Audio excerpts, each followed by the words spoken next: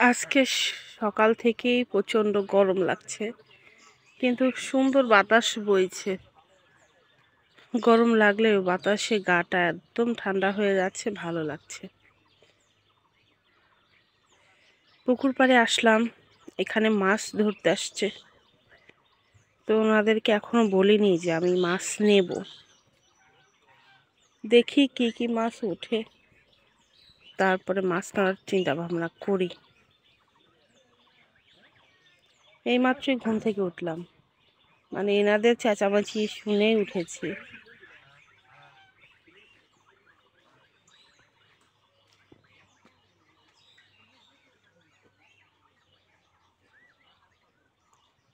মাছ মারছে, ওই দিক থেকে ভালো দেখা যাবে, ওই দিকে মাছ উঠাবে। এর আগে যে এই দিকে মাছ উঠেছিল, এবার আবার ওই পাশে, ওই যে দেখেন লোকজন সব মাছ।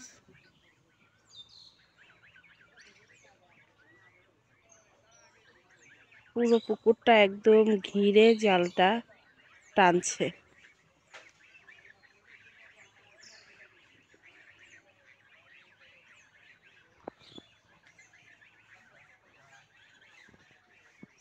ওই পাশে যাই, দেখি।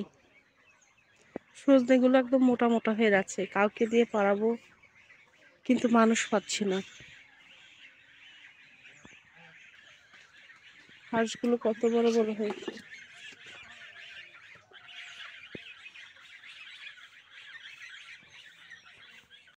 সকালবেলা হাঁটাহাঁটি শেষ করে হাত মুখ ধুয়ে সোজা এসেছিলাম রান্নাবান্নার কাজে ব্যস্ত হয়ে পড়তে। সব কিছু কেটে রেডি করে দিয়েছি। এর মধ্যে মনে হলো যে মাছ আনতে হয়তো একটু দেরি হবে, যার জন্য তেলাপিয়া মাছ ভিজিয়েছিলাম। তো সেটা তো আর মাছ এখনও দেয়নি, দিয়ে যাবে। তো একটু ওই জন্যই দেরি করছি, যে আর 5 মিনিট দেরি করে যদি মাছ দিয়ে যায় তো টাটকা মাছ দিয়েই রান্না করব। এর মধ্যে বাবা উঠলো, নিবিড় উঠলো, নিবিড়দের চা দিচ্ছি। আর চা দিতে দিতেই মনে হচ্ছে যে কেউ যেন ডাকছে, হয়তো বা মাছ দিয়ে গেল। তো আমি অবশ্য আহ, আম, প্লাস্টিকের ডিশ বারান্দায় রেখে দিয়েছি, যদি আসে তো এখান থেকে ঢেলে দিয়ে যাবে।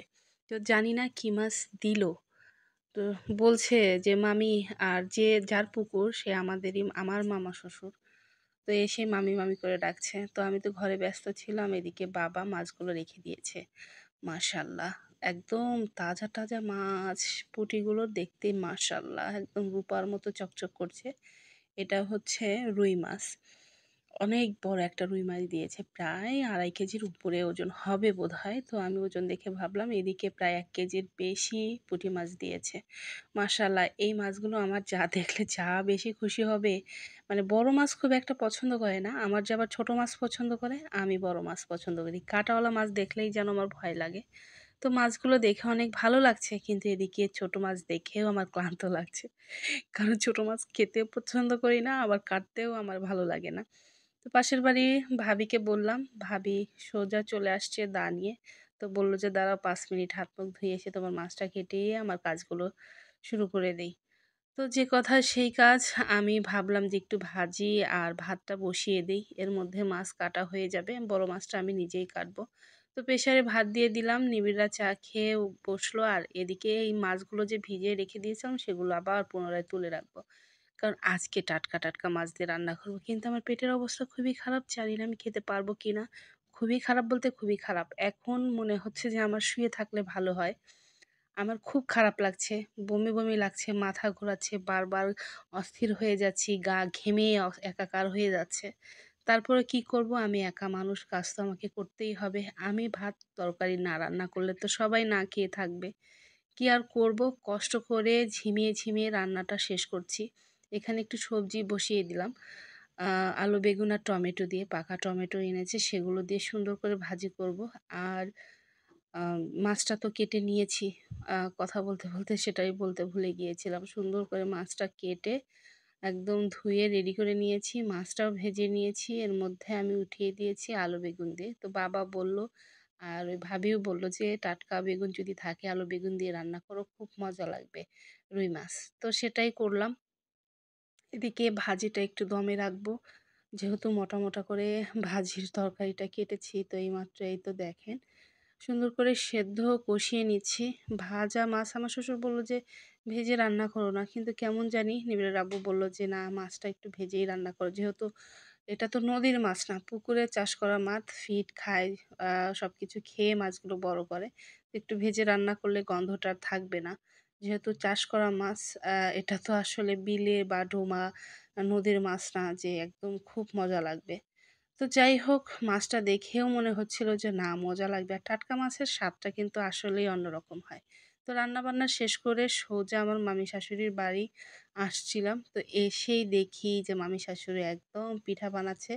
কারণ বাড়িতে অনেক মেহমান আসছে। তো আমাদের গ্রামের দিকে আসলে তো ঝি জামাই, জামাইবাবু বা ননদ, ননদের জামাই আসলে আমাদের এখানে পিঠার উৎসব হয়। পিঠা তো করতেই হবে, যেকোনো পিঠা। তো সবাই নাকি দুধ পুলি পিঠা খেতে চাইছিল। সেজন্য টাটকা একদম গুড় দিয়ে, আমি জানি না এটা কী গুড়, সম্ভবত কুশালা গুড়, বলা হয়নি আসলে, জিজ্ঞাসা করিনি। তো কুশালা গুড় দিয়ে একদম দুধ পুলি দুধে ভিজানো। যদিও আমাকে দিয়ে গেছে, কি করব আমি, আমার আজকে খাওয়া-দাওয়া সব বন্ধ হয়ে গেছে। তো আমার ননদটাই এই ভিডিওটা করে দিয়েছে। আমার খুবই অসুস্থ, ফোনটা দিয়ে একদম শুয়েছিলাম। যার জন্য আর আমি এখানে থাকিনি। আর এই ভাজা পোড়ার গন্ধটাও খুব একটা ভালো লাগবে না। তারপরে ওই জন্যই আসেনি। তো আমার ননদ কষ্ট করে ভিডিওটা করে দিয়েছে। মাশাআল্লাহ, দুধপুলি পিঠা সুন্দর করে ভেজে এই তো তেলে নিচ্ছে। এরপরে ওই গুড়ে দুধে মিশানো দুধের ভিতরে দুধপুলিটা ভিজানো হবে। মাশাআল্লাহ, আমাদের এটাকে যদি আপনি শুকনো, শুকনো খান শুধু তেলে ভাজা, তখন হবে কুশুলি পিঠা। আমাদের এখানে বলে।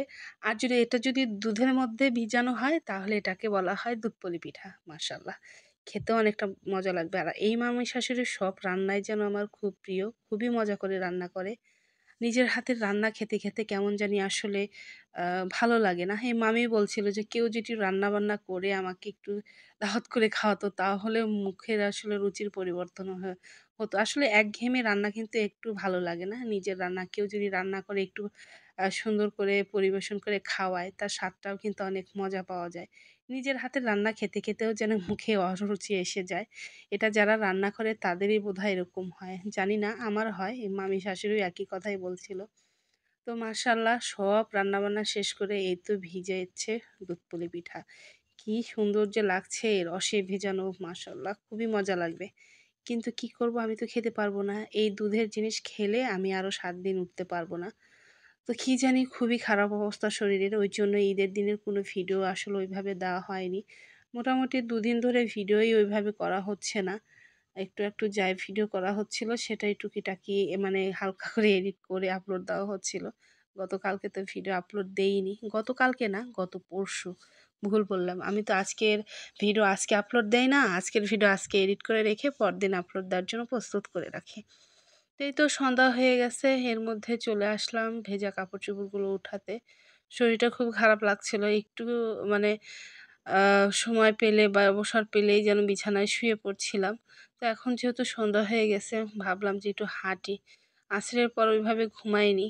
আর গোসলটাও অনেক দেরিতে করা হয়েছে। শরীরটা এখন অনেকটাই ভালো লাগছে বিকালের দিকে। জানি না রাত্রেবেলা কি হবে? রাত্রেবেলা অসুস্থ হয়ে পড়লে তো খুবই মানে অবস্থা খারাপ হয়ে যাবে। নিবিড় যেন ৫ মিনিট বাসায় থাকছে না। সাইকেল নিয়ে শুধু রাস্তায় দৌড়াদৌড়ি করছে আর ও খুব ক্লান্ত। এখানে এসে যেন একদম রোদে পুড়ে কালো হয়ে গেছে। তো বাবা গেল আবার নিবিড়কে খুঁজতে। আ আসরের নামাজ পড়েই নিবিড় বের হয়ে পড়েছে। এখন বাজে কটা বাজে? এখন বাজে ৫টা, ৫:৩০ বাজে। ২৯ বাজে।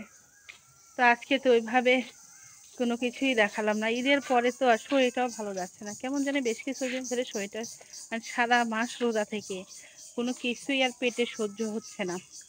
মানে খেতে পারছি না। একটুতেই পেটের ভিতর মানে ওলটপালট শুরু হয়ে যাচ্ছে। কোনো কিছুই যেন পেটে সহ্য হচ্ছে না।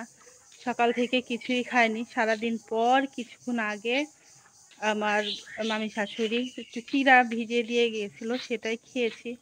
খাওয়ার পরে পেটটা একটু ভরা। সারাদিন ওইভাবেই মরার মতো শুয়েছিলাম রান্নাবান্না শেষ করে।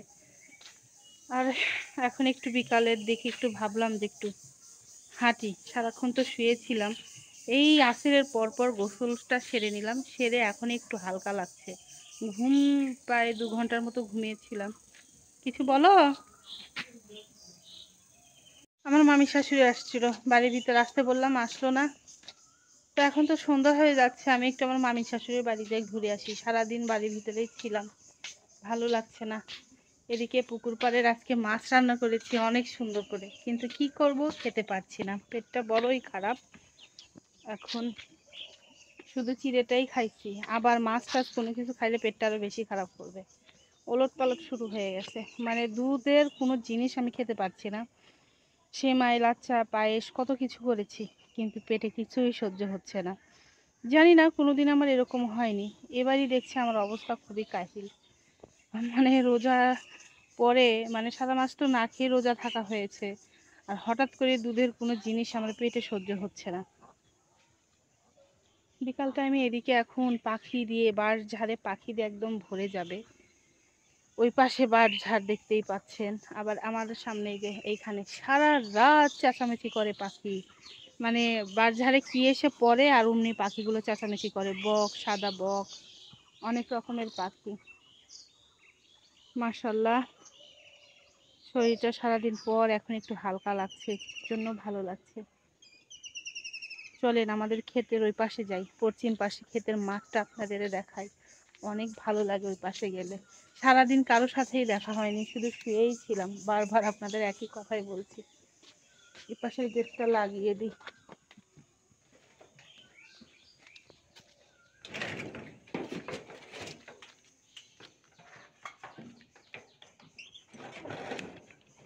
আর একটু পরে সন্ধ্যা নেমে যাবে, রাত রে বাবা। চলেন আপনাদের ওই পাশে একটু দেখাই, নিজেও যে ঘুরে আসি।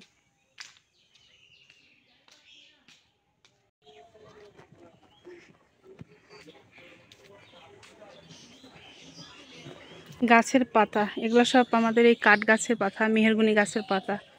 কত সুন্দর করে রেখেছে, সামনেই তো ধান উঠবে, যে ধান বুনেছে, তখন এই পাতা দিয়ে ধান সিদ্ধ করবে, যার জন্য এরকমভাবে পালা দিয়ে রেখেছে। মানে কি যত্ন করে রেখেছে পাতাগুলো। সুপারি বাগানে এবার সুপারি নাই, গাছে কয়েকটা নারকেল ধরেছে, কিন্তু পাড়ার মানুষ নাই। এই দেখেন কত সুন্দর দৃশ্য, ওই পাশে গেলে আরও বেশি ভালো লাগে। ঈদের দিন বিকালে ওই পাশে গিয়েছিলাম, একটু 4 মিনিটের না 5 মিনিটের ভিডিও দিয়েছিলাম, অনেক ভালো লাগছিল। তারপরে আর শরীরটা খারাপ, আর বেরই হওয়া হয়নি।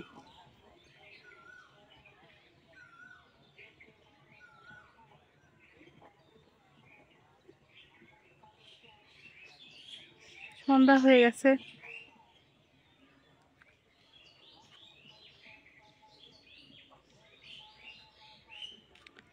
বাসায় যাই।